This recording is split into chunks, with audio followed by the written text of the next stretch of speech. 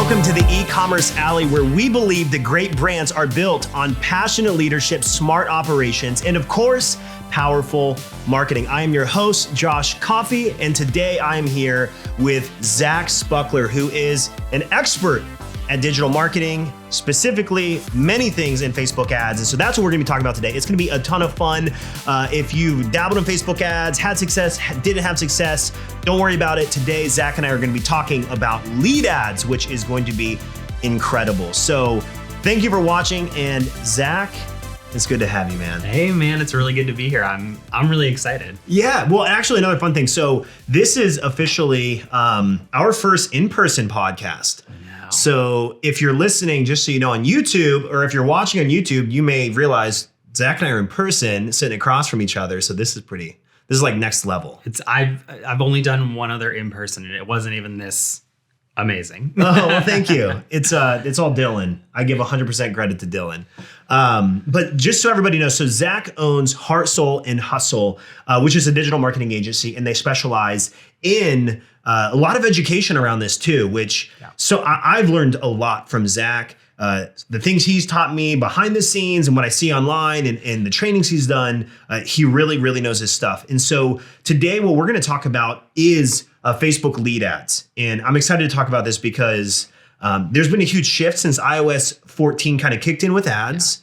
And I have seen lead ads work, but I've also heard so many people trashing it for so long that I automatically in my mind thought, ooh, maybe this isn't a good idea. The lead quality is bad and I shouldn't have these.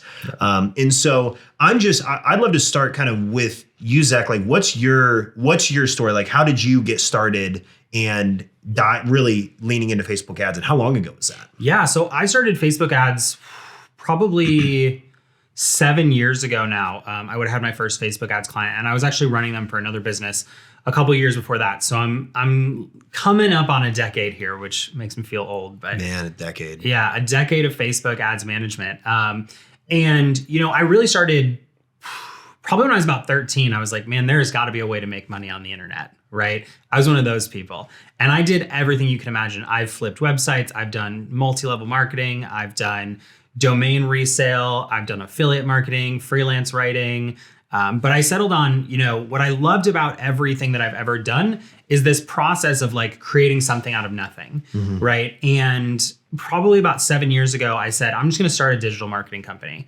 Like I've done it for a few different brands. I've done it for myself. I kind of know what I'm talking about. And my stance from day one was just, hey, I might not always know like how to make $1 million, but I know a little more than someone who hasn't done this yet.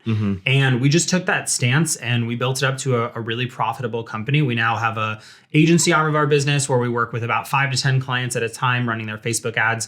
We have an education arm of our business with a membership and courses and boot camps where we teach people how to become competent in advertising and launching their own products and brands. And, that takes us to today where I just like love spending money on advertising and I love teaching people marketing. It's funny. So we were talking about this a little while ago. Like, so advertising to me it's so addicting. It is. Because then once you kind of crack the code, and it takes time and it takes money to crack the code too. It does. I mean, going through like one of your memberships or going through certain training will shorten the path, but it doesn't matter. Everyone has to like cut their teeth and lose a lot of, not always a lot, but you got to lose some money. You got to lose something. You have to, and I always tell people like, there's always this mentality with advertising. It's like, oh, if I don't see it back, I lost it, right? And we like to think when it comes to advertising, there's no such thing as wasted money in advertising, right? You either grow your business, you grow your following, you grow your impact, or you learn something. And it's like, you wouldn't, I went to college and I spent probably $2,000 on a chemistry course. Don't even ask me what I learned in that course. And we're so quick with, conventional education to be like, oh, it's an expense that's investing in me. But in advertising, if we don't see that direct return, we think, oh, this isn't an investment, this is an expense. Yeah. And we really want to change that narrative with the people we work with, that it's like, it's not an expense, it's an opportunity to learn something. And at the end of the day, if you do like even some minor due diligence, some of the stuff that we're going to talk about today, you're not wasting money, right? You're doing something you can build on. And so your foundation can always be rebuilt. It might start off a little shaky, but the nice thing about advertising is it's a new foundation every day, right? Every day you wake up, you can change something, you can tweak something. You're never grandfathered into what you've done. And I know we're going to talk a little bit about iOS 14. That's a great example that what works today doesn't always work tomorrow. And I look at that as such an advantage, because the people who say, oh, I'm going to learn it one time and I'm going to do everything and then I'm just going to like coast. It's really easy to win. It's really easy to win if you just put in a little time every week to growing your knowledge and growing your advertising.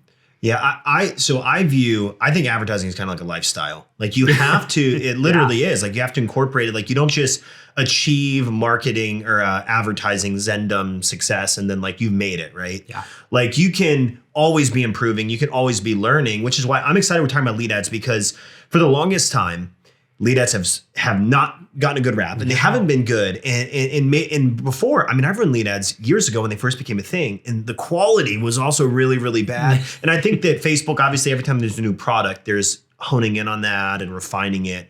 But now we're to this point where with iOS 14, you lose all that attribution.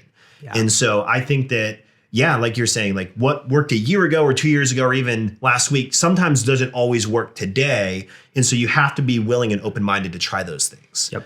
I love that. And actually, the funny thing about expenses, so I think that all marketing should be a mathematical equation, not an emotional decision. And the math of it is, like you said, you're always learning. You're either, having campaigns that hit it, or you're learning what not to do and how to refine it. And every day you can go start fresh. You could change something. And it kind of makes me think of like real estate investing. Like you would never say, oh, I'm just going to go buy a $400,000 piece of real estate. I'm just throwing money down the drain. It's like, no, you're going to invest this money, but you will see returns. It will take time. You'll get the appreciation over time. You'll experience the cash flow over time, but you have to go do the due diligence and the work up front in order to start to reap those benefits. Absolutely. I think that's really great. So I like to start out with like, we can't dive so deep into Facebook ads and cover purchase campaigns and absolutely everything. So honing in on like lead ads, when did you shift to recommending lead ads for your clients, for the hundreds of students that you have? And when did you kind of lean into that? Yeah. So honestly, we probably leaned into them right around a year ago. We started experimenting with them. And, just to put things in context, a lead ad versus like a conversion ad or a lead generation ad is you're collecting leads on Facebook. So people fill out a form on the Facebook platform, their name and email are populated on the Facebook platform, versus we send them to a landing page where we collect their name and email, or we send them to a page where we're asking them to sign up for a discount or a newsletter or something of that nature. And for a long time, people used to say, well, with lead ads, you're gonna get low quality leads because people are just clicking on stuff and filling things out. And realistically, we didn't like them. They came out, probably a couple years ago now, and we were like, these are not good. They don't work. They were ridiculously cheap. Very comparable to like what we see with Reels right now. All of our clients are like, Reels ads, they're so cheap. And we're like, yeah, but they don't bring in quality leads because nobody is watching a Reel going, oh, I should sign up for a webinar. I should sign up for this. They work great for e-commerce. But in our space, we don't work with people who are like always selling a physical product. We work with digital and physical products. So the thing to keep in mind is that just because something didn't work 2 years ago doesn't mean it's not worth revisiting. So like, and I kind of tied it into Reels, like Reels ads, we get terrible click-through rate, terrible conversion rates. We always end up paying a comparable amount to what we would if we just ran ads we know are going to convert. And so we're not using them right now. But it doesn't mean we won't revisit them in 3 months, 6 months, 12 months, right? Yeah. So 2 years ago, lead ads sucked. About a year ago, we started playing with them again. And in the last 6 months, we found that we get higher open rates, higher engagement rates, higher conversion rates on our leads. And it's because we can play a bigger volume game. Yeah. Right. So we find that our lead ads, where people are putting their name and email in on Facebook, are actually converting anywhere from 20 to 50% higher, which is a reduction in cost of 20 to 50%. I'm a numbers nerd, so I'll throw a lot of numbers around. Feel free to clarify anything. I'm a numbers nerd too. But we're like, well, and this is the conversation we have with our clients is, let's say you're still kind of in that mentality of like, oh, lead ads aren't as good, right? I feel confident saying they're at least 70% as effective. Our numbers show they're better than that. But we're like, if they're just 70% as effective and you're paying half the cost per lead, it's still better to get all the leads, pay less overall, and then clean out your email list and get the wrong people out of there every 30, 60, 90 days, right? And I know that you teach some of that inside your program is like, just have good list hygiene, right? Which regardless of what kind of ads you're running, you should probably have that in place. So we started using lead ads. We absolutely love them. We probably started about a year ago, really leaned into them, teaching them to our audience about 6 months ago. And we just have, dozens of case studies of people who are like, I couldn't get my list past 1,000, and now, I've got 1,000 people. We have one girl who she had 25 people on her list. She'd been YouTubing. She's been doing it for about a year, and she's like, I 25x'd my list in 3 weeks. And she basically brought it to 500 people and brought new subscribers to her YouTube show. So, I mean, the big takeaway is that it's not about what kind of ad you're running. It's about how do you get the most cost-effective leads and what do you do with those leads, right? So I think it's easy to kind of, and we as marketers do this, we put the blame on the platform, like, oh, low quality leads from Facebook, or Facebook isn't bringing the right people. But it's like, think about your targeting, think about your messaging, think about your advertising. And if those things are good, you're going to attract the right people. Will some bad people slip through the cracks? Sure. Will some low quality leads slip in? Sure. But I mean, I'm sure you've seen it too. You can pay $20 for a low quality lead. Like, the price is not the variance on the lead quality. So lead ads, like, we're just such a huge fan of them. They're lower cost, lower CPM, higher conversion rates, and we just get really incredible numbers with them. So, like with a lead ad, like what kind of form fields are you required? Or just name, email? I just do name and email. So this is really like a hot topic for people, because they're like, well, I want a phone number, I want this, or I want that. And I tell people on the front end, get the name and email, right? First and foremost, most people aren't coming from Facebook like ready and willing to give their phone number for something. And so it's going to lower your conversion rate. Whereas it's better to just get the name and email, connect with those people, and then do a campaign where you pick up, where are you located?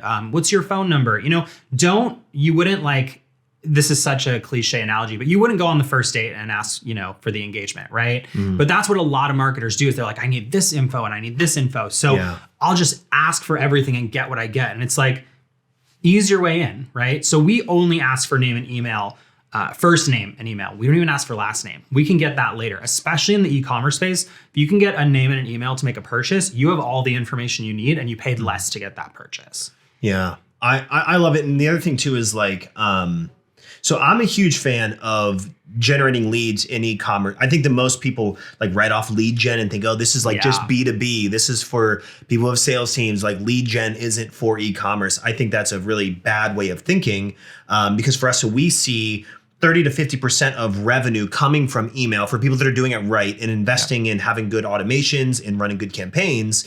And so I believe you need to have purchase campaigns, but you also need lead gen campaigns. So let's say that I'm an e-commerce brand and I'm running purchase campaigns already. I'm like, okay, but I want to take 10 to 20% of my budget and I want to start shifting X amount of dollars into lead gen campaigns. And I'm interested in testing the lead form strategy. How would I structure that? Like, what would that kind of look like? Or what would you recommend? The most important thing is twofold. One, set up a really simple lead ad. And I know we'll talk about the logistics of that, but figure out what percentage of your budget you want to spend. And you kind of brought up a good number, 10 to 15, 20%. It's a great place to start. First thing you want to do is the math, right? How much do I want to spend a day? I'm a huge advocate of daily budgets versus lifetime budgets, mostly because when something starts working, you don't want to turn it off or you don't want it to end. And scaling and messing with a lifetime budget is kind of a pain, honestly. So first thing you want to do is the math. How much am I going to spend per day on leads? The second thing you want to do is set up a split test. So what the biggest fundamental mistake I see people make is they go, this is a great offer. This is a great freebie. This copy is so good. And they run one set of copy, one image to one audience, and they go, oh, my ads don't work. You want to do research. You want to create multiple sets of copy, multiple sets of creative, and then you also want to run it to multiple audiences, right? And I know I'm being a little nerdy, so if you need me to clarify. Let's get nerdy. So break it down. So one campaign. Yeah, break the structure down just from a Facebook standpoint. So I do one singular campaign, and a campaign is the top level. And that's where I'm telling Facebook, okay, I'm running these ads for lead generation. These are lead ads. Then within that, I'll have multiple ad sets. And ad sets are where I set the budget and the targeting along with the placement. So I'm going to say, okay, I'm spending $5 a day. I'm going to run it to people who shop at Whole Foods. And I'm going to spend $5 a day, and I'm going to do placements on Instagram and Facebook. Right? So I'm going to set that up. But then under each individual ad set, you're going to have multiple ad sets. So one might be Whole Foods, one might be Crate and Barrel, one might be Pottery Barn, right? If you have like a more high-end home decor brand. Then within each ad set, I'm going to have 4 different ads. So I'm going to have one ad with one set of copy. And then I'm going to try that same set of copy with a different image. And then I'm going to do the same thing with a second set of copy. So image 1, copy 1, image 2, copy 1, image 1, copy 2, image 2, copy 2. Okay. So it's basically 2 sets of copy, 2 by 2, Yeah. Okay. cross it over and you'll end up with 4. And then I'm going to let that run to see what performs the best, right? Now, this is where people get really tripped up. They go, well, isn't Facebook going to choose a winner right away? Yes, probably. Realistically, 2 to 3 of those ads aren't even going to see the light of day. This is what I tell people. It doesn't matter. Because if what you are running doesn't work, you want to have something in the wings that you can turn off your bad ads and switch right over to something new. So you're not going, oh, my ads aren't working. Well, let me wait until I have another creative session to do everything, right? Or the other thing is the algorithm and the Facebook AI has actually gotten pretty robust. Yeah. If Facebook is saying we think this ad is going to do better, give them the benefit of the doubt. They're not always right. But we find that giving Facebook a longer leash has given us some of the best results. So like for placement, there's 2 options. You can manually say, I'm running this to Facebook and Instagram, or you can just click a little button that says, choose for me. When we say choose for me, our CPMs go down. We pay for some placement that's not worth the time, sure, but we ultimately end up with a lower CPM and a higher deliverability rate. What kind of CPMs are you seeing on these on lead Anywhere formats? from like 10 to 20 bucks. Sometimes lower, it depends on your industry. So like us personally, in our account, we tend to see $20 to $30 CPMs. Yeah. We're also in one of the highest competitive space, B2B marketing for online marketers. Yeah. You know, everybody's advertising. So it's a little more expensive, but we actually have an e-commerce business too. In our e-commerce business, we saw CPMs between like 8 and 20 bucks. Okay. Wow. So just I love this. So like to break down the ad sets, you're saying one audience per ad set? I do one audience per ad set. Okay, you're not stacking those 3 audiences in one ad set.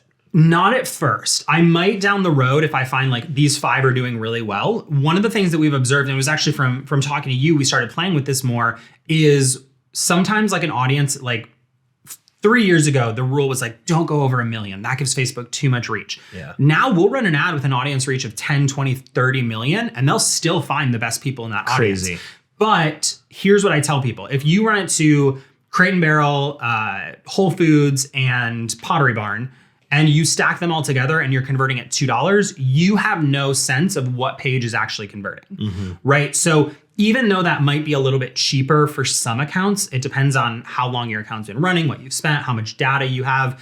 But even if that's cheaper, it doesn't do you as the user any good because you can't duplicate that, right? You can't say, oh, it's Pottery Barn that's really bringing in those leads, right? So if I find that all 3 brought in leads, I might stack them in a future campaign, but I don't do any stacking up front. The only exception is if my audiences are under 25 to 50,000 and I'm like, this just isn't enough people.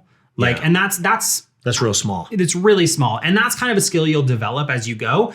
But then there's also this nuance to it where it's like, if you sell, freestanding kegs explicitly for Fortune 500 companies that have high-end kitchens, right? An audience of 10,000 may be perfect. That's one of my product lines. Yeah, I know it's coming out. Sorry, I just spilled the beans. Man. But it's like if you've got these really niche audiences, sometimes that makes a difference. But knowing if you're too niche or too wide is kind of a skill you develop once you start doing the individual interest and see how they perform. So do you ever run these like dynamic creative ads instead of the 4, or do you run 4 unique ads or DCAs? I don't like DCAs. You don't? I don't like DCAs for lead gen. I love them for purchase. I love them for retargeting. On cold or retargeting? On retargeting. Okay. I don't even like them on cold purchase. Same. You can. Here's why I don't like them. The data is almost unmanageable to interpret. Yeah. It's very hard to interpret dynamic creative data. The only thing Facebook will tell you is each individual thing that you've split tested, and dynamic creative is where you're like one ad, but it's got all 4 potential combinations. If you do that, Facebook will say, oh, this headline performed the best, and this image performed the best, and this combination of headline, image, and text did the best. But you can't actually look at a ranking order of how everything's done. Yeah. And that to me is very frustrating. I'm very data driven. I want to know what's working because the AI is great and the algorithm's great, but there's also this human element of, we call it an artful science. Let Facebook do the science, let us do the art. But if you don't have the science, you can't make the art. And if you don't make the art, you can't play with the science. Ooh, I like that. Right? So we don't necessarily play with dynamic creative too much. I will use it if I'm retargeting people, because I honestly, like, for example, somebody adds something to their cart, they leave my website, I'm going to retarget them with an ad. I don't care what combination is working. The reason that it's working is that they're a high intent customer, right? I tell people unofficially off the books that you can have really crappy copy in your follow-up and really not so great imagery in your follow-up. It matters. The better it is, the better your ads are going to do. But if you were like, come back and save 20% and it was just an image with your brand and maybe a product you sell, it's going to work. Yeah. Right? Versus a cold person or somebody you're trying to get your brand in front of, they are judging you from the onset, right? Yeah. The other person's already been to your website and looked at your products and has high intent. So I don't like dynamic creative for front end. I don't mind it for back end. Okay. I'm glad you said that, because I think the same thing, especially because retargeting, you're not scaling. Front end is scaling, right? And you need more control of that in the scaling. But on the back end, having the dynamic creative, you're right, it doesn't really matter. The conversion is so much easier. Yep. It'll be like a fourth of the cost to acquire a customer or a lead. I love it. Now, what are your thoughts on, now you mentioned let's say you give an example, $5 a day on each of those ad sets. What are your thoughts on the 50 conversions in 7 days? Does the budget need to get you to 50 conversions in 7 days on an ad set? So here's with lead ads, I don't take an official stance on optimization. And the reason is that I think Facebook, put the tinfoil hat on now, I think Facebook's goal is to get you to spend more money. Mm-hmm. I mean, that's pretty transparent. Like, you can look at their market data. You can look at, if you've ever had a rep assigned to your account, they're like, you should just spend more. It's almost always the end of the call. And then your campaigns plummet. So I think that the whole 50 conversions in a week is one way that, like, it doesn't bother me. I don't really care what Facebook is saying. Like, as a pretty seasoned ads manager, if Facebook's like, you might get 0 leads, you might reach nobody, you might this, you might that, I'm like, cool story. I'm going to do what I can do because I've been doing this long enough that I know what works. Yeah. But see, what I found is when we started our membership, that a lot of students would say things like, oh, Facebook is saying I'm still learning. Facebook is saying I don't have enough leads, or Facebook is saying I'm not going to get any leads. And we tell people all the time, for the most part, you can look past that. Mm-hmm. Do we find that there is a notable change in conversions when we hit that 50 conversions a week? Yes. Mm-hmm. Do we find it's enough that you need to like amplify your budget to the point where you're getting 50 purchases, 50 leads, 50 something every single week to get good results? No. Mm-hmm. That's like our stance is like, look, yes, it helps, but it's not like, it's not a golden ticket, right? It's not like at 50 conversions a week, suddenly everything changes. You start making millions of dollars, right? Yeah. So our kind of statement on that is like, and just to really cement this, what we're talking about is Facebook tells you if you get 50 conversions in a week, you're no longer learning. You're like an active ad. You're out of learning limited or learning mode or whatever they decide to call it next week. We get great results in both modes. Okay. So if you have the money and you've got the means, great. If you don't, it should not preclude you from running ads anyway. Okay. Yeah, my thoughts are pretty similar on that. And the other thing too is like we've done it where we have budgets that we can run 50 conversions in a 7-day window really easily, but it's not substantial. Like it's not a substantial decrease, and everyone says you want to get it to optimize after 50 conversions. I'm in the same boat as you. Facebook's trying to make as many billions of dollars as they can. Correct. And so it's funny. Like I always imagine when that first became a thing, the first thing that popped in my head was there had to have been a roundtable meeting with all of their like marketing and sales advisors and people that are revenue officers and stuff. They're like, how can we get our revenue up from the ads? And someone raises their hand and says, well, what if we just tell everyone they have to get 50 conversions on a single ad set in 7 days? That's the first thing that came to my mind when that became a thing.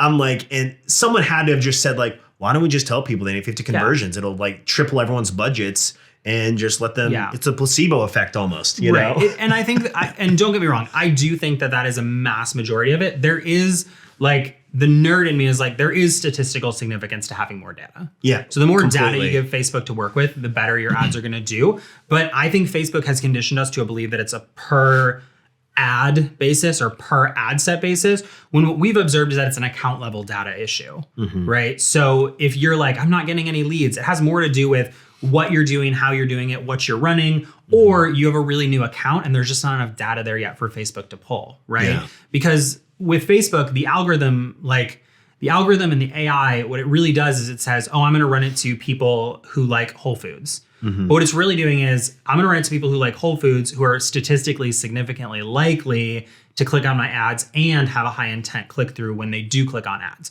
So Facebook profiles us to the nth degree and knows what we're going to do, right? Yeah. It's got predictive data analysis. And so, yes, having those 50 leads tells Facebook who the 50 ideal clients are. But then that data doesn't go away when you turn the ad set off. It applies to your account level data. Yep. And that's where we're going to see the biggest returns. It's not going to be on getting 50 leads in a week in an individual ad set. It's going to be getting 5,000 leads over the course of a year in an entire account. That's just going to improve your results going forward. I agree with that. So, and I don't have any statistical data to back this up, but what I've kind of learned is the more I've advertised, the more thousands of dollars we spend every single month continually advertising, the more our pixel knows about our leads, our unique outbound link clicks, and all these behaviors of purchases and leads, et cetera. It just gets easier. So if you're just starting out, it could bleed you real fast if you try to get 50 conversions in a 7-day window on a single ad set.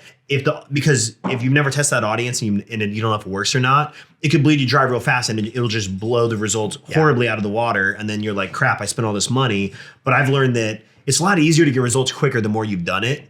And what I like about lead ads is that you can get traction pretty quickly, which starts to feed your pixel and feed lookalike audiences and retargeting, all of that. So what I'd love to talk about, like results wise, like what do you see from a lead gen standpoint with lead ads? Yeah, so we actually just started some new lead ads for our business. We'll talk about the e-commerce side of things too. So I like to talk from my experience, but then as you know, we had an e-commerce business as well. But one of the things that we've seen, we're in one of the highest competitive spaces, B2B commerce. And we're getting leads for $1.79 when I checked this morning, over 1,000 leads in the last 14 days. So maybe 15, today's day 15. But the reason I tell you that is because this works in high competitive spaces. And we have the perception that our space is saturated no matter what we sell. Yeah. The reality is everybody sells something these days. That's just kind of the nature of the internet. But we're in a space where it's not just saturated in the sense that there's a lot of people, it's saturated in the sense that there's a lot of advertisers, right? And we're getting these really great results. We played around with lead ads for our e-commerce business and we were getting leads for $1, $1.50. And that was directly to a promotion that said, we're selling, I think we did the Black Friday promo with you. So the ad basically said like, in 10 days, we're going to have a sale. If you want to be the first one to know and the first one to buy something, click here to opt in. So those leads at $1.50, you might even be thinking like, oh my gosh, that's $150 for 100 people. But they're all people who raised their hand and said, I would like to buy something. That is such a low cost for a lead that has actively said they want to buy something. We have also done some other campaigns. This wasn't a lead generation campaign, only because we haven't figured out the technology yet, but we did another campaign with giveaways, which I know is something you talk about.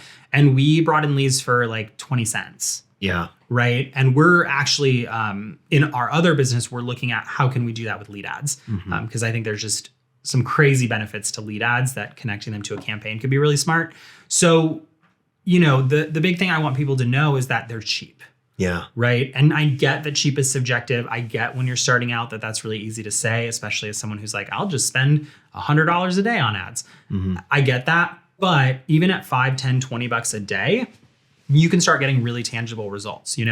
Ask yourself the question, what would it look like if at $5 a day, I got 3 people to raise their hand every day who didn't know about me to actively go to my store and say, I'm interested in your products, right? Yeah. We get really wrapped up in the fact that I want to do 10K a month. I want to exit my business. I want to do all these things. And it's like, that's all good and well, but it grows with you, right? So start at 3 leads a day. And then take it up to 10 and then take it up to 50 and then add in your purchase campaigns. And, it's this holistic picture. And I know we were just joking about this before we started that every time we talk about ads, me too, people are like, oh my gosh, this is amazing. Like, this is the secret. This is the sauce. And there's a lot more to it, right? But with advertising, the thing that I think is so commonly overlooked is not this mass ability to scale, this mass ability to create high levels of revenue, predictable systems, all of that's great. What I love about advertising in 2022 is that for 10, 15 bucks a day, you're already edging out your competition. And I think that's what we need to be thinking about is marketing is not an expense, it's an opportunity. And when we put 10 bucks a day, $300, $400 a month, if you could come up with that, most small businesses, especially in the e-commerce space, are Googling things. And I know this because we've done some keyword research, are Googling things like, how do I get more customers for free? How do I grow my business on Etsy? How do I get more people through my drop shipping service, here, right? Most people aren't saying, how do I spend $500 a month to grow? And the minute you do that, you start edging out your competition, and it just puts you in such a good place. I think that's a good perspective.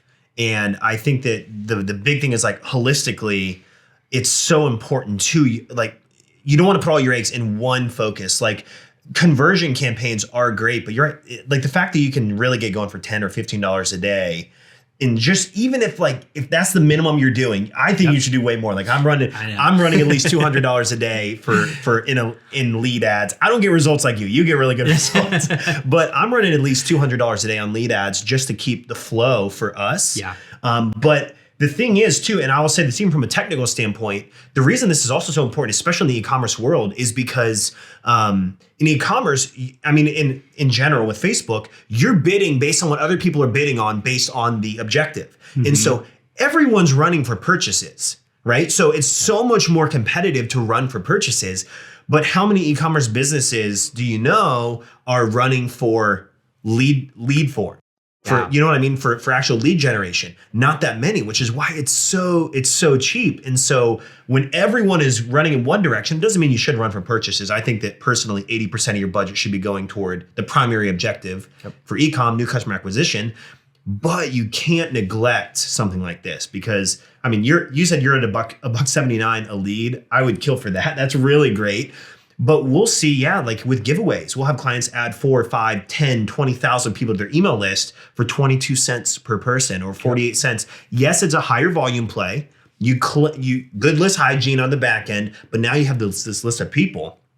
And a great tangible example of that is we had one client, they only wanted to put $1,000. They're like, we only want $1,000 in this giveaway campaign. They put $1,000 in, 4,300 leads out, $6,000 in sales in the first 30 days, but now they have a list of 4,300 people that they can indefinitely, until they unsubscribe, send email marketing to.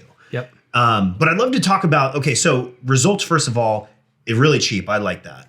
And cheap, like you said, is subjective, and there's a lot of opinions around cheap. But to me, I would rather have more and remove the unnecessary and because now I have more data, and I'd rather have more than have less people just because I want to be super picky, because it all levels out, more form fields, more complex strategies, higher cost, maybe higher quality. I don't even know if it would level out, because I've run ads and gotten like $30 leads, and then I run ads and get like $5 leads or $7 leads, and they're kind of the same quality when you look at them. I think it's all subjective, but so really great results from it.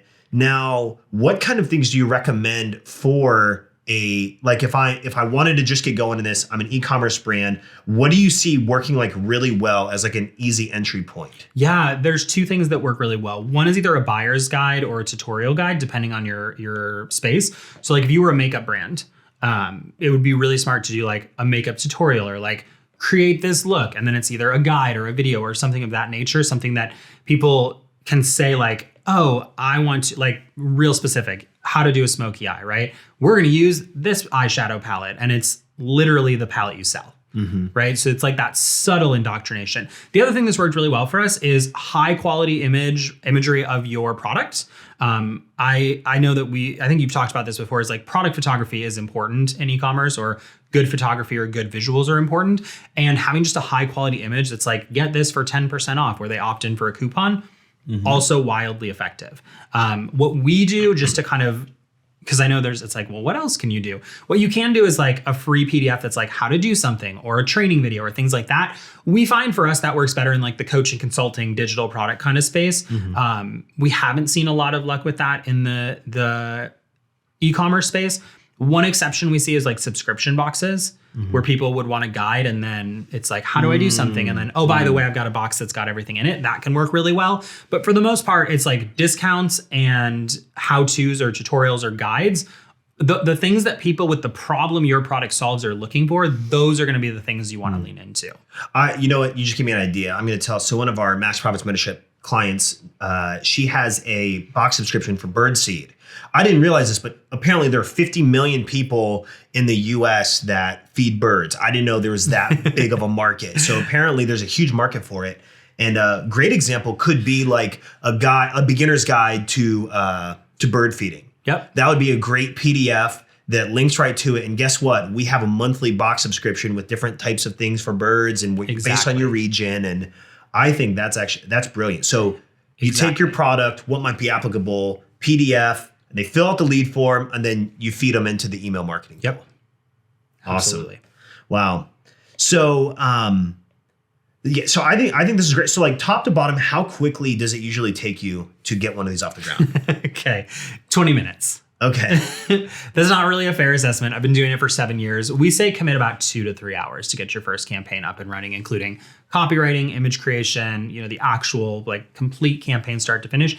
Give yourself about 3 hours. So we have a running joke in our community. We call it that ads are a lot like Fight Club. If you ever seen the movie Fight Club, right? The first time you're in there, you're like, what is happening? And then as you continue to watch it, you like feel like you're getting it. And then all of a sudden something happens, you're completely derailed.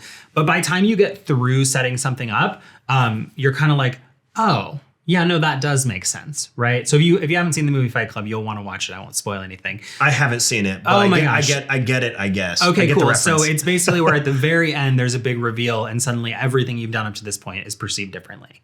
Oh, okay. So that's the less exciting. I feel like I version. should have seen it by now. That's been out for It's a really good movie. Huge You should definitely see it. But yeah, I mean that's our running joke. Our other one is we call it the rule of threes. So the first time you set up ads, it's going to take you a really long time. The second time you're going to start to see there's a system, and the third time you're going to realize it's a process. Mm-hmm. And after that, it just gets easier from there. So really give yourself like 3 full ad writing, creating, setup sessions before you're like you're going to feel like in a completely different language and world at first, right?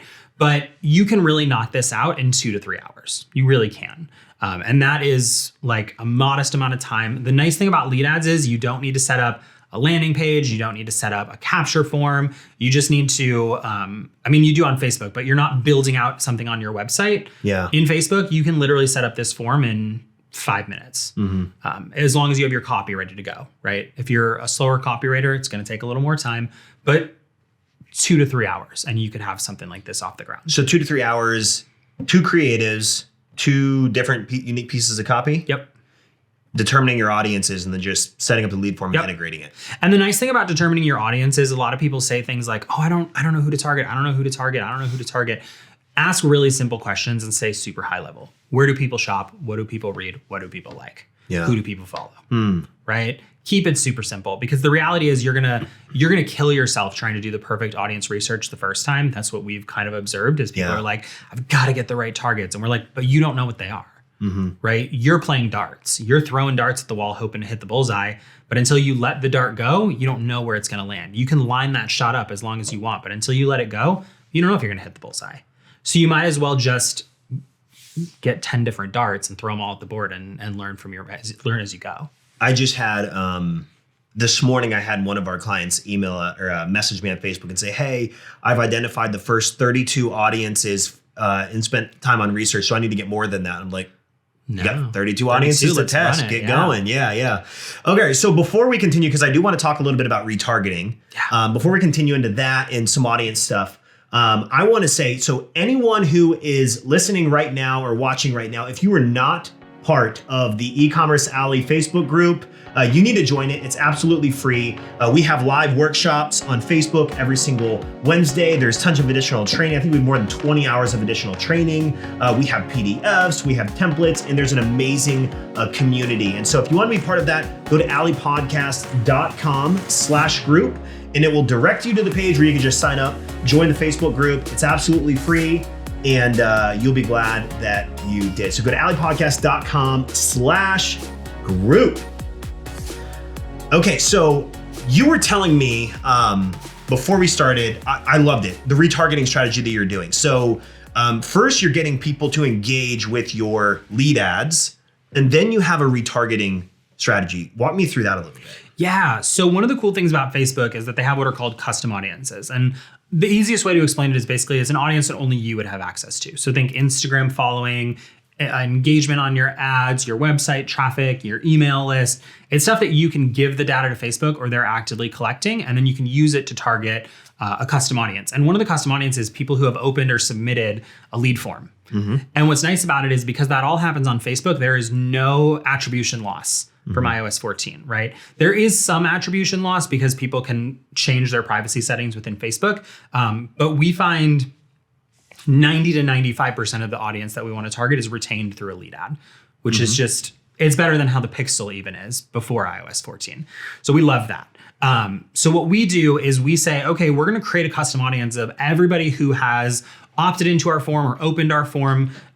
If we have a lot of opt-ins, we'll do opt-ins only. If we have a lot of traffic, but we're not having a ton of leads yet, then we'll do anyone who's opened the form. And we just take what we call a stance post on Instagram. And so this could be something that's mission driven. It could be something that is about the philosophy of your company. And it's basically, you take a post that is your stance on something that your ideal customer would nod their head and go, oh my gosh, yes, I believe that too.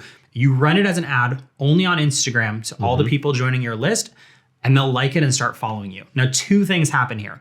One, with lead forms, you can only retarget people for 90 days. Instagram engagement goes up to 180 days or 365. I'm totally spacing now, but it goes up to at least 6 months. So you instantly buy yourself another 3 months of retargetability, and they potentially follow you on Instagram. So now your Instagram starts growing. In the world of e-commerce, really in the world as a whole, you don't have to like it, but it is true. Once somebody has that little K after their name on Instagram, we immediately assign them more reputability. Right? We just do. Don't have to love it. Do I think that my business is hurting because our primary Instagram is at like 8,000 versus 10? Not really, but I know we'll get more followers once we hit 10K because people perceive it as an influencer account or an account of influence, depending on how you position your brand. But we set that up and we spend like $3 to $5 a day, and our Instagram grows 5 to 10. We were growing 5 to 10 people a day for about 4 weeks. It just stopped working. You do lose people as you go. Just part of the Instagram game. Yeah. You'll lose people if you do nothing. Exactly. If you just sit there and do nothing. Exactly. Yeah. So we were growing about 5 to 10 new followers a day net. So about 5 to 10 new followers net a day. And it just stopped working about 3 days ago. So we're kind of determining that the lifespan is probably right around a month. And what we'll do is we'll create a really targeted post now. We'll post it on our Instagram. We'll get the likes, the comments, the shares, and then we'll boost it again to that primary audience. So I had never thought to, and just so I understand, the objective, is it likes or is it engagement? It's engagement. Engagement, okay. Yeah, it's an engagement ad. So it's kind of interesting because I don't run for engagement. I kind of like that approach. I thought that was interesting. One thing I love is it feeds into other aspects of your business of organic. So like you're not only generating the leads, so now you have them on email, but you can retarget them and start getting engagement, which is then indoctrinating them to other angles of your brand. Then if they're following you, you're now pushing that. So your social becomes more impactful. Your email becomes more impactful. Right. I really like that. I mean, and yeah, it's that old school thing that we hear all the time is like, oh, someone needs to see your product or brand. 7 when I started. Now they say it's like it could be 13, 20 or more. People need just to see your insert content. any number and it sounds like you know what you're talking about. Yeah, people need to see your content 13.71 times. Yeah, according to our studies. Yeah, exactly. But basically, the more somebody sees your brand, the more they trust you. Yeah. Right. And one of the best examples of this, it's like, I know it's a little controversial, but you can look at the election. They did a really fantastic analysis of the 2022 election. I don't remember who did the study, but they basically found that even though the mass consensus was that a lot of people didn't like both candidates, the candidates who won had the highest airtime on local news. They did like an analysis and they basically found that people who win elections are the ones who are the most visible. It really has less to do with whether people like them or trust them, because as you see a brand, a person, a product more and more, you inherently trust it more, right? It's kind of like, you go to the store and you see something, you go, I've never heard of that. And then you see it on the internet, right? And then you Google it and then you look it up and suddenly the average person doesn't realize they're caught up in this web of marketing that they're going to keep seeing it. But as you see it more, you start to think, maybe I should look into that. Maybe I will check that out, right? It's like the ongoing joke that people have is like, my phone's listening to me, right? I always say like, there's probably some truth to it. Your phone probably is listening to you. I mean, we know that. But generally like we have, I have a family member who was like, oh, my phone's listening to me. It knew I was Googling this thing. And I was like, well, let me see your search history, right? And well, they didn't realize they've been looking at related products, right? Prior to that. And it's like, that is a perfect example. We're skeptical of advertising as consumers, but it works because it ties directly into what people are already searching. And so that, ironically enough, that family member ended up buying that product just like 3 weeks later, even though they were like convinced their phone was stalking them.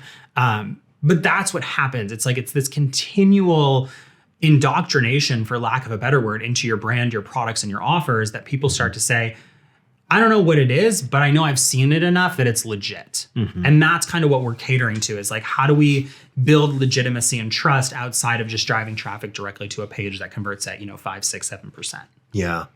I think that what I love about advertising it, and all of this is part of it, is that it's like a snowball effect, and really those with staying power are the ones that really win. So what I've kind of seen in my own advertising journey, as well as our clients, is the ones that you get in and you stick with it, and you're doing lead gen, and you're doing engagement, and you're running purchase campaigns, and you're doing all of these pieces, and you stick with it. Like you said, people will start to see you over and over again.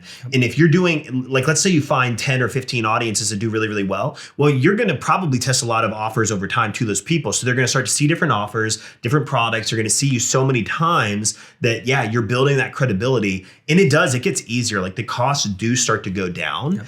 And it creates this trickle effect too, because with all of this, I assume you're also building lookalike audiences from these engagements. Absolutely. What are the with lead forms, like, what are the behaviors that you're building lookalikes on?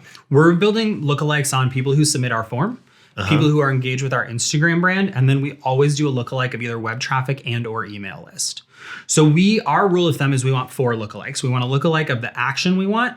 We want to lookalike of our highest engaged social platform. We want to lookalike of our traffic if it's over 1,000 a month. And we want to lookalike of our email list if it's over 1,500 total. Okay. Yeah, so I love that all of this just feeds into that. And then it makes everything more and more accurate, and your lookalikes look more and more accurate. Yeah, that's great. So with lookalikes, you're starting at 1%, and then you start going beyond that. What's the biggest you've run on lookalikes? We've never gone above 2 or 3% with a lookalike. We also haven't tested them a ton since like open targeting has become a really powerful thing. So one thing, just to elaborate on that, because I talk in nerd sometimes, open targeting is we'll run an ad that targets no one. It only targets the locations that we ship to and the age demographic if we have it readily accessible or we're confident in it. But we'll just say, hey, run this ad to everyone in the US. And those will convert within the top 30 to 40% of ads for purchases, for leads, for conversions, because of all the data we've been aggregating for years, right? We've done over 6 figures in ad spend on I think that's the key piece to this. Right. So real quick, if you're listening and and you just started ads yesterday, don't do that. Don't do open broad targeting like that. Don't do that. But after time, like the reason that we do that is we haven't started playing with lookalikes since we've been playing with that of going broader. So it's probably like, I would venture to guess that broader lookalikes are going to start to improve within the next few weeks. We tried 2% about 3 months ago, and it was just trash. Really? But we also know that there was this big impact that would have been right around like the big impact from iOS 14 would have been 3 or 4 months ago. I mean, it happened in April, but you learn the fallout over time, right? As those audiences fell off. So we haven't done a ton of broader lookalikes, but I think it's totally worth starting at 1%. I tell everybody, start at 1%, and you can always expand it if you need to. Okay. Then what I would love to do here, just to kind of close out, Zach, and thanks for hanging out with me. Yeah, absolutely. If you guys don't follow Zach, you need to go Instagram at Heart Soul. And is there an ampersand? It's just Heart Soul Hustle, right? Just Heart Soul Hustle. Heart Soul Hustle. Go follow Zach. He posts a lot of stuff, a lot of incredible content. Follow him, buy everything that he posts. He's really good at it. So go connect with him. He also has a 30-minute lead ads training.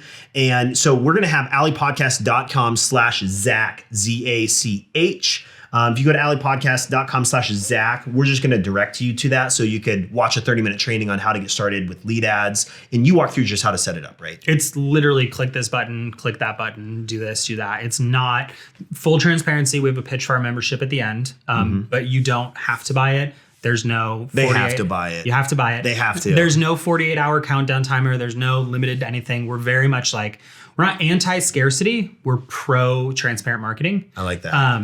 And so it's just an offer that we make. It's available when you need it. But the actual video itself is about 20 minutes where it's literally like, click this button, put this here, type this in. Here's your copy flow. And it will literally show you how to set up a lead ad from scratch. So they could almost set it up while they watch it. You literally can pause and follow along. Correct. I love that. Yeah, so everybody go there, alleypodcast.com/Zach, get access. Follow him at Heart Soul Hustle on Instagram. If you could kind of leave everyone with a piece of advice, what would that be? Biggest piece of advice is just start advertising. And if you're going to start advertising, invest in education.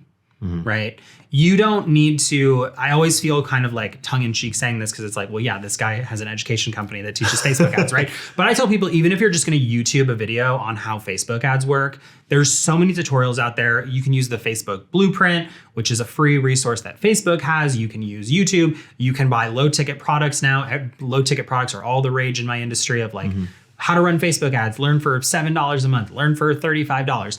Just invest in something and then take what people are saying and test it. Nothing in the Facebook ads world is dogma, right? So it's funny because we just sat here and we're like, this is how I would do it and this is how I would set it up. But I have friends that actively do completely different things. Yeah, same. I mean, when we first started working together, we were like, this is nothing like how you advertise in your other business for when we did our e-commerce business with you. And we were like, well, we'll try it, right? And then we made minor adjustments and tweaks and changes. So the most important thing is that number one, you start, number two, you learn, and number three, you test. And you find what works for you and you make subtle changes because the best advertisers are the people who don't know what to click. They're people who know why they're clicking it. And that's really the level of mastery that you want to get to. I love that. What a great note to end on. Cool. Well, hey, you have been listening, my friends, to the Ecommerce Alley podcast with Josh Coffey, Zach Spuckler, and of course, behind the scenes, the legendary Dylan Counts. You can find more on this episode by going to alleypodcast.com. And if you aren't part of the Facebook group, please go join it. They say you get what you pay for. Well, this is free and you'll get way more than what you pay for. So go to alleypodcast.com/group. It's completely free. You'll be glad that you did. Zach, thanks for hanging out, man. Thanks for This was great. I'm sure we'll talk soon. Yes. Cool.